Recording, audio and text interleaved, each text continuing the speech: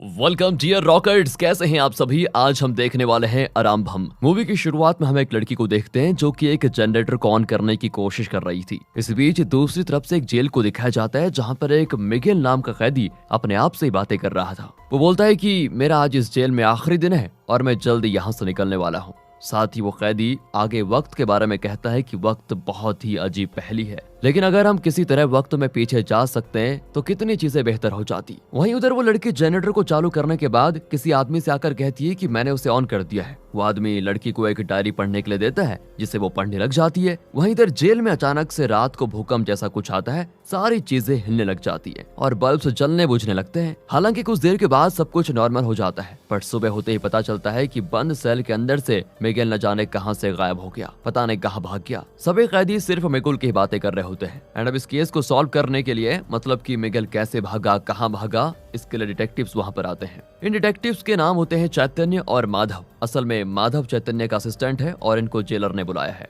Jailer चैतन्य से पूछने पर बताता है कि मिगुल करीब 2.5 साल से यहाँ जेल में है। उसने कभी ना तो किसी से कुछ बोला और ना ही कभी लड़ाई की। वो तो बस चुपचाप अपने आप में रहता था, बस अपनी डायरी साथ में लिए घूमता रहता था। अब न जाने वो कल कहाँ कैसे भाग गया। सिर्फ आप दोनों किसी तरह अब उसका पता लगाइए, नहीं तो हमारे लिए बहुत मुसीबत हो जाएगी। चैतन्य जाकर मिगुल का लॉकअप देखता है तो दंग रह जाता है, क्योंकि उसमें से बाहर से ताला लगा हुआ है। ना ही मिगुल जेल तोड़कर या किसी तरह की सुरंग खोद कर भागा है। तो अब सवाल यह है कि इतनी सिक्योरिटी के बीच ना ही जेल से सुरंग खोदी गई है, तो फिर भागा कैसे वो। अब यहाँ जेलर चैतन्य को मिगुल की डायरी ला कर देता है। पर पहले चैतन्य मिगुल के दोस्त गणेशा से मिलता है और उससे पूछता है कि आखिर मिगुल कैसा आदमी था। इस पर गणेशा बताता है कि जब पुलिस 2.5 साल पहले मिगुल को जेल लेकर जा रही थी, तब अचानक से पुलिस की गाड़ी खराब हो गई थी, तो उसे मिगुल ने ठीक किया था, जबकि उसके पास भागने का उस समय पूरा मौका था। और आज अचानक न जाने वो कैसे गायब हो गया, पता नहीं चल रहा। आगे गणेशा बताता है कि मिगुल जब से यहाँ पर था तब से वो शांत ही रहता था। एक दिन किसी कैदी ने उसकी डायरी चुरा ली और जब मिगुल को ये पता चला तो उसने उस कैदी को काफी मारा। तब मैंने मिगुल को उसकी डायरी लौटाई थी, जिस कारण हमारी अच्छी दोस्ती हो गई। पर मुझे इस बारे में कुछ नहीं पता कि वो कहां और कैसे भागा। फिलहाल हमें फ्लैशबैक के जरिए मिगुल के बचपन को दिखाया जाता है। बचपन से मिगुल राव नाम के एक साइंटिस्ट के साथ अपना ज्यादातर वक्त बिताता था। एक बार मिगुल राव के यहाँ से एक एंटीना चुराने के लिए आया था, जिसे राव ने पकड़ लिया और तब से राव और मिगुल में एक अलग ही बॉन्ड बन गया था। यहाँ तक कि मिगुल दिन भर राव के साथ ही रहता था, सिर्फ सोने और खाने के लिए वो घर जाता था। मिगुल की माँ उसे हमेशा इसलिए डांटा करती थी क्योंकि वो राव के साथ ही रहता था। इस तरह वक्त बीता और मिगुल थोड़ा बड़ा हो गया। जब उसे राव ने अपने एक्सपेरिमेंट के बारे में बताते हुए मिगुल से ये कहा, जानते हो हर इंसान का समय जीवन से शुरू होकर मृत्यु तक जाता है, लाइक ए पॉइंट से पॉइंट बी की तरफ, और अगर हम दोनों एंड्स को मिला दे तो ये समय एक लूप में गोल गोल घूमता रहेगा। इंसान के साथ एक ही घटना बार बार होती रहेगी। इस तरह वो शायद कभी मरेगा भी नहीं। जैसे कभी कभी हमें लगता है ना कि हमारे साथ कोई बात पहले ही हो चुकी है, लगता है ना दोस्तों। मतलब कभी हम किसी जगह पर जाते हैं तो ऐसा लगता है कि यार ये तो पहले कभी हुआ है मेरे साथ। इसे कहते हैं डेजा वू, और इसी पर राव का एक्सपेरिमेंट बेस्ड है। खैर अब बात करें मिगुल की, तो जैसा कि हम जानते हैं कि राव के घर पर रहकर वो पूरा दिन वहीं पर रहता था, उसकी मदद करता था। एक दिन राव के घर पर माइकल नाम के आदमी के कुछ और आदमी आते हैं। असल में इनसे राव ने कुछ पैसे उधार लिए हुए थे, उसी को लेने के लिए लोग यहाँ पर आए हैं। लेकिन राव इनसे कहता है कि मैं तुम्हारे पैसे कल दे दूंगा, अभी तो मेरे पास कुछ है नहीं। सीन यहाँ से कट होकर माइकल की तरफ मुड़ जाता है, जहाँ उसका एक आदमी बताता है कि मिगुल ने हमारे माल को देख लिया है। एंड इस पर माइकल जवाब देता है कि कोई बात नहीं, देख लिया है तो, पर अगर उसने किसी को इस बारे में बताया तो मैं उसको देख लूंगा। फिर उधर राव के पास एक लड़की आती है जिसका नाम वसंती होता है। वो बताती है कि मैं फिजिक्स में एमएससी कर रही हूँ और मेरे प्रोफेसर ने मुझे आपके पास भेजा है ताकि मैं कुछ एक्सपेरिमेंट्स, मतलब नए एक्सपेरिमेंट्स को सीख पाऊँ। यहाँ राव वसंती से झूठ बोलता है कि नहीं, मैं तो किसी तरह का कोई एक्सपेरिमेंट नहीं करता, पर कोई नहीं, मेरा एक प्रोफेसर दोस्त पास ही में रहता है, तुम उसके पास चले जाओ, उससे तुम्हें काफी कुछ सीखने को मिलेगा। हालांकि अभी तक तुम थक गई होंगी तो यहीं पर रुक जाओ, कल तुम निकल जाना। वसंती इसके लिए राजी हो जाती है।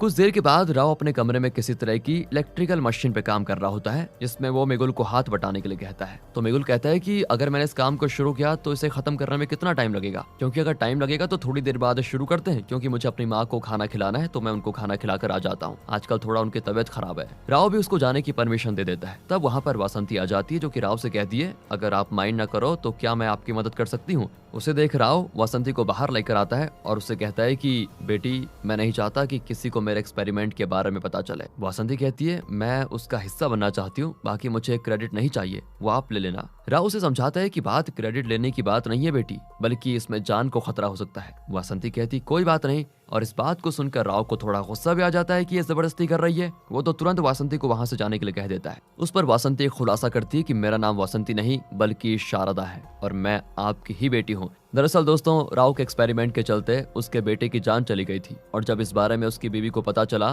तो उसने अपनी बेटी के साथ राव को छोड़ दिया था और राव भी उस घनी बस्ती से हटकर यहाँ इस गांव में आकर शिफ्ट हो गया। उसने अपने आप को सबसे दूर कर लिया था। वासंती यहाँ पर रहने के लिए नहीं बल्कि अपने पिता को ले जाने के लिए आई है क्योंकि उसकी माँ अब इस दुनिया में नहीं रही। ये बात सुनकर राव वासंती को रोक देता है और साथ ही वो मिगुल से भी माफी मांगता है कि मैंने तुम्हें अपनी पर्सनल लाइफ के बारे में कुछ नहीं बताया, मुझे माफ कर दो। पर मिगुल उससे कहता है कि मुझे कोई शिकायत नहीं है, आप मेरे लिए एक रोशनी की तरह हो। अगर आप मेरी जिंदगी में नहीं होते तो मैं भी लोगों की तरह उल्टे सीधे काम करके अपनी जिंदगी बिताता। आप ये सारी चीजें छोड़कर अपना एक्सपेरिमेंट पे ध्यान दीजिए। इसके बाद मिगुल अपनी माँ को खाना देने के लिए आता है पर वो देखता है कि उसकी माँ ने खाना बनाकर खा भी लिया है, जो बात उसको काफी अजीब भी लगती है। और फिर वो अपनी माँ से बातों ही बातों में शारदा के बारे में बताता है। ये सुनकर मिगुल की माँ कहती है कि कल तुम शारदा को घर लेकर आ जाना बेटा। दूसरी ओर राव अपनी बेटी से भी अपने एक्सपेरिमेंट और डेजावू के बारे में बताता है। साथ ही वो कहता है कि अपने एक्सपेरिमेंट से मैं समय में आगे पीछे जाना चाहता हूँ, पर अगर इस लूप में कोई आदमी फंस गया तो उसे निकालना बहुत मुश्किल होगा। वो बार बार एक ही घटनाएं जिएगा।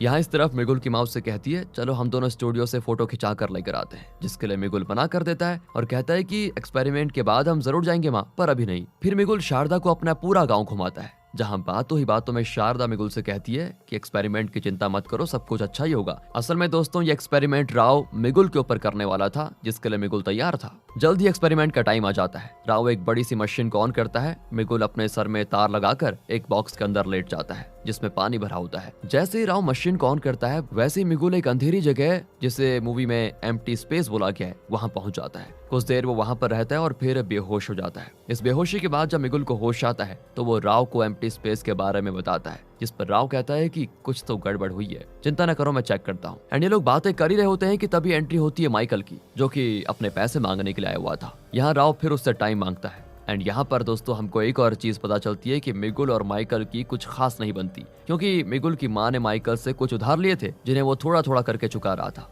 फिलहाल इसके बाद मिगुल शारदा को लेकर कॉफी पीने के लिए जाता है, जहाँ पर पैसे देते वक्त मिगुल को पता चलता है कि उसके कुछ पैसे वहाँ पर उधार रह गए हैं और मिगुल ने उधार भी नहीं चुकाया था। दोस्तों यहाँ पर आप जरा नोट करके देखिएगा, गौर करके देखिएगा मतलब। तो अब ये बात ज्यादा ना बढ़े और शारदा को पता ना चले तो मिगुल वो पैसे भी देकर शारदा के साथ वहाँ से चला जाता है। शारदा को लेकर जब वो अपने घर पहुँचता है तो उसको पता चलता है कि उसकी माँ मर चुकी है। एंड ये चीज तो मिगुल को हिला ही देती है। फिर मिगुल उनके क्रियाक्रम का इंतजाम करता है। एंड जब मिगुल अपनी माँ का अंतिम संस्कार कर रहा होता है तभी वहाँ पर माइकल आ जाता है, जो कि अपने पैसे लेने के लिए आया था। वो मिगुल से कहता है कि अभी तुम्हारी माँ मर चुकी है तो या तो उसके लिए सारे पैसे चुकाओ, नहीं तो अपना घर मेरे नाम कर दो।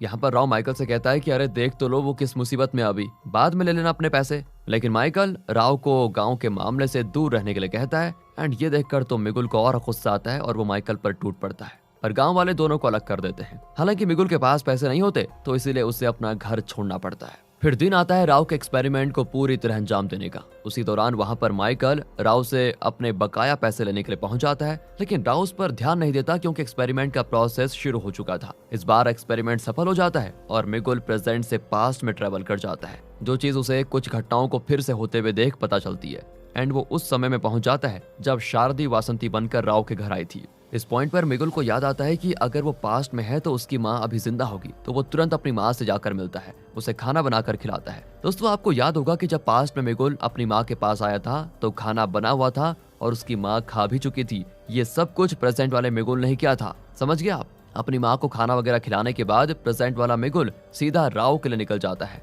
दोस्तों प्रेजेंट वाला मिगुल मतलब जो अभी कुछ देर पहले एक्सपेरिमेंट हुआ था उससे वो पास्ट में आ गया, तो पास्ट में आके वो प्रेजेंट वाला मिगुल बन गया। और जो यहाँ पास्ट में ऑलरेडी है उसे हम पास्ट वाला मिगुल ही कहेंगे, समझ गए आप। जहाँ रास्ते में उसे उसका दोस्त मिल जाता है जो कि मिगुल को पहले कॉफी पिलाने के लिए उसी जगह पर लेकर जाता है। जहाँ दोस्तों आपको याद होगा कि पहले जो हमने सीन देखा था जब मिगुल शारदा के साथ कॉफी पीने गया था तो ये वही दुकान थी। और अभी के लिए जो एक्सपेरिमेंट से यहाँ पर मिगुल आया है वो कहता है दुकानदार को कि भैया मेरे पास पैसे तो है नहीं, मैं बाद में दे दूंगा। एंड ये पैसे दोस्तों उसने तब चुकाए थे जब आपको याद होगा वो शारदा के साथ कॉफी पीने गया था, तो दुकानदार ने कहा था कि तुम्हारे पैसे यहाँ पर बकाया हैं। खैर मिगुल का दोस्त उसे राव के घर छोड़ देता है, जहाँ से अभी वाला मिगुल शारदा के साथ निकल चुका था। तभी जो मिगुल टाइम ट्रेवल करके आया है वो राव से मिलता है। राव ने मिगुल को एक्सपेरिमेंट के पहले एक अंगूठी दी थी। वही अंगूठी दिखाते हुए वो राव को विश्वास दिलाता है कि आपका एक्सपेरिमेंट सफल हुआ। ये बात सुनकर राव काफी खुश होता है। उसे अपना मरा हुआ बेटा याद आता है। साथ ही राव कहता है कि मेरे 20 सालों का सपना आज जाकर पूरा हुआ। यहाँ तभी मिगुल को याद आता है कि मेरी माँ की मौत होने वाली कुछ टाइम में। जिस बात पर राव कहता है कि टाइम में हुई घटनाओं को बदला नहीं जा सकता, पर हाँ, तुम अपनी माँ के साथ उनके इस आखिरी पल में साथ रह सकते हो। ये बात सुनकर मिगुल अपनी माँ के पास पहुंचता है और उसके साथ पूरा दिन अच्छे से बिताता है। जहाँ से घूम फिर कर वापस आने के बाद मिगुल की माँ सोते समय ही मर जाती है। दोस्तों, मैं आपको बताना भूल गया कि जब प्रेजेंट का मिगुल पास्ट में आया था तो उसने रास्ते से जाते हुए माइकल के माल यानी कि गांजा को देखा था।